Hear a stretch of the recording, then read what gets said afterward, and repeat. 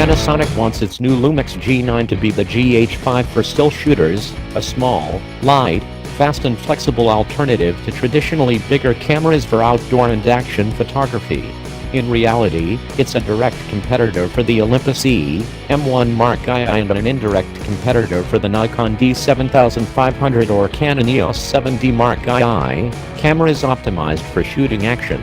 In the same price class as those, the body ships in January for $1,700, directly converted, that's about £1,290 and $2,220. While Micro Four Thirds cameras have a lot to offer, they're much smaller systems, for one, and because there's no mirror they can attain much higher frame rates. The smaller sensor never seems to deliver the image quality of a larger one across the entire sensitivity range, like the D7500s.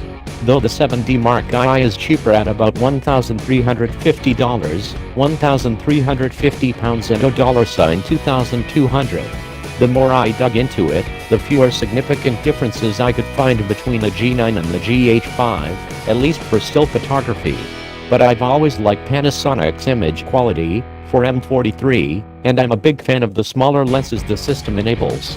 So a cheaper version of the GH5 with the redesigned advantages seems like a great idea to me.